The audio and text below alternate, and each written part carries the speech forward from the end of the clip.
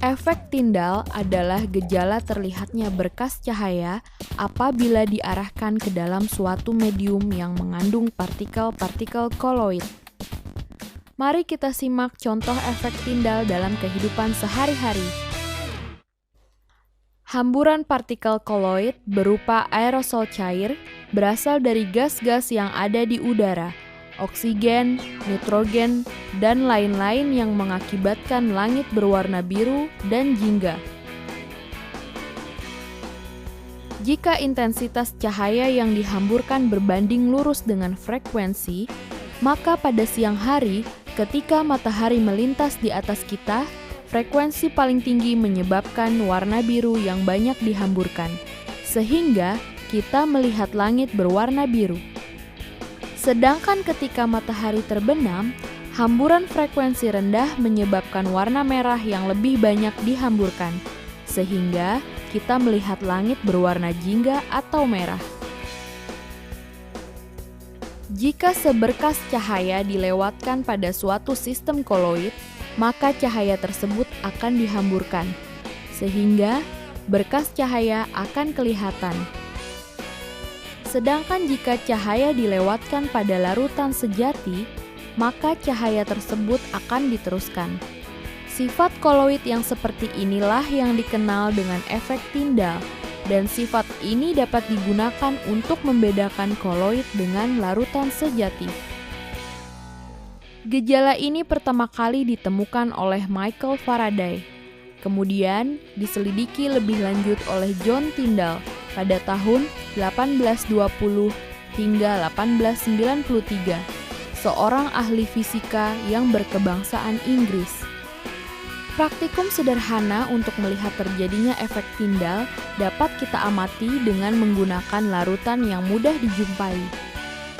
Alat dan bahan yang diperlukan adalah: siapkan 4 buah gelas kimia ukuran 250 ml, 1 buah lampu senter, 1 buah kotak karton yang telah diberi lubang pengamatan. Posisi lubang 5 cm dari pojok kiri depan dan 5 cm dari kotak bawah.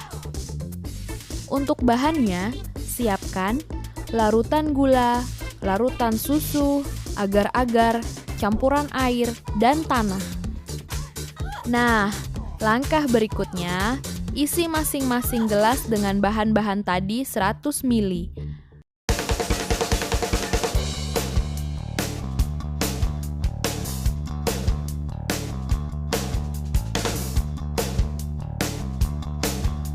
Tempatkan gelas kimia yang berisi larutan gula ke dalam karton dan senterlah melalui lubang.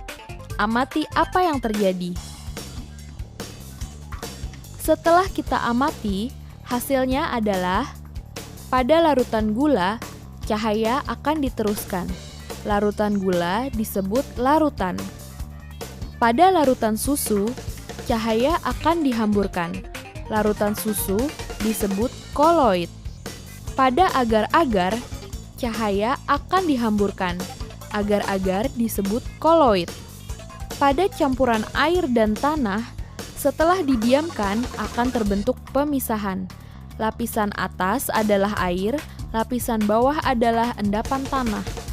Cahaya akan diteruskan pada lapisan atas. Cahaya akan dihamburkan pada lapisan bawah. Campuran air tanah ini disebut suspensi.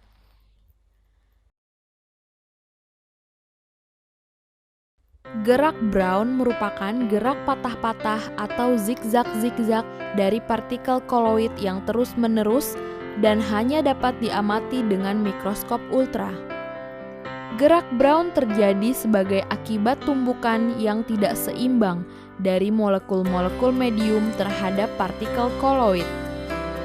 Dalam suspensi tidak terjadi gerak Brown karena ukuran partikel cukup besar, sehingga tumbukan yang dialaminya setimbang. Partikel zat terlarut mengalami gerak Brown, tetapi tidak dapat diamati. Semakin tinggi suhu, maka gerak Brown yang terjadi juga semakin cepat. Energi molekul medium meningkat sehingga menghasilkan tumbukan yang lebih kuat. Sekarang, kita lihat bagaimana gerak Brown dari asap yang sudah masuk perangkap. Sampelnya adalah asap yang ditampung dengan alat sel asap atau smoke cell, lalu dilihat pergerakan molekulnya dengan menggunakan alat mikroskop.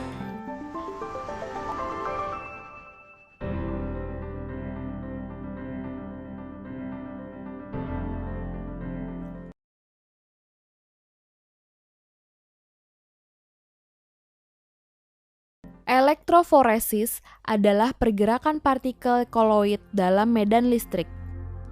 Jika dua batang elektroda dimasukkan ke dalam sistem koloid dan kemudian dihubungkan dengan sumber arus searah, maka partikel koloid akan bergerak ke salah satu elektroda, tergantung pada jenis muatannya.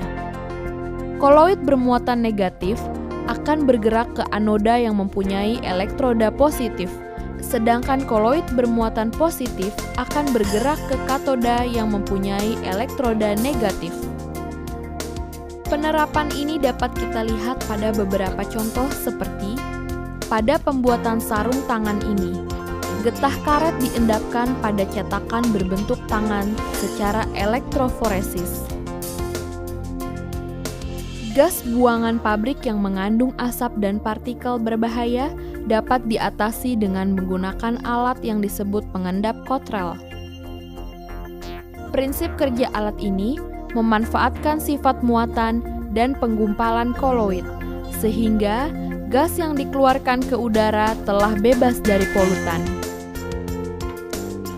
Asap dari pabrik sebelum meninggalkan cerobong asap dialirkan melalui ujung-ujung logam yang tajam dan bermuatan pada tegangan tinggi antara 20.000 sampai 75.000 volt. Ujung-ujung yang runcing akan mengionkan molekul-molekul dalam udara. Ion-ion tersebut akan diabsorpsi oleh partikel asap dan menjadi bermuatan. Selanjutnya, partikel bermuatan itu akan tertarik dan diikat pada elektroda yang lainnya. Pengendap Cottrell ini banyak digunakan dalam industri untuk dua tujuan, yaitu mencegah polusi udara oleh buangan asap beracun dan memperoleh kembali debu yang berharga, misalnya debu logam yang bisa didaur ulang. Ternyata, elektroforesis terdapat pada asap pembuangan knalpot tanpa polusi karena adanya penyaringan Cottrell. Wah, indahnya dunia tanpa polusi ya. Elektroforesis ternyata bisa juga digunakan untuk ilmu forensik. Kita lihat yuk seperti apa. Prinsip kerja elektroforesis ini sering dimanfaatkan kepolisian dalam identifikasi atau tes DNA pada jenazah yang tidak diketahui identitasnya. Wah, sungguh hebat ya sifat koloid elektroforesis ini.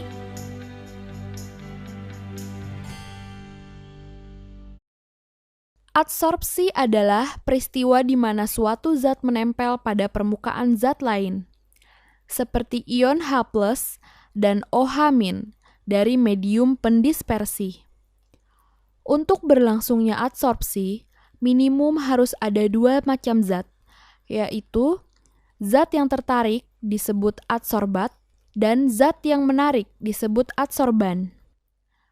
Partikel koloid mempunyai kemampuan menyerap ion atau muatan listrik pada permukaannya. Oleh karena itu, partikel koloid bermuatan listrik. Penyerapan pada permukaan ini disebut dengan adsorpsi. Contohnya, Sol FeOH3 dalam air mengadsorpsi ion positif sehingga bermuatan positif, dan Sol As2S3 mengadsorpsi ion negatif sehingga bermuatan negatif. Beberapa contoh penerapan adsorpsi dapat kita jumpai berikut ini. Bagaimana ya proses pewarnaan serat wol akan mengadsorpsi zat warna? Coba simak prosesnya.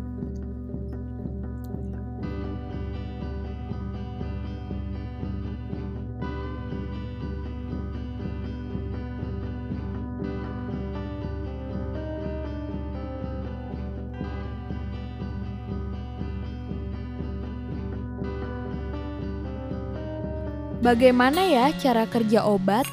Kok bisa konsep adsorpsi diterapkan pada penderita sakit perut?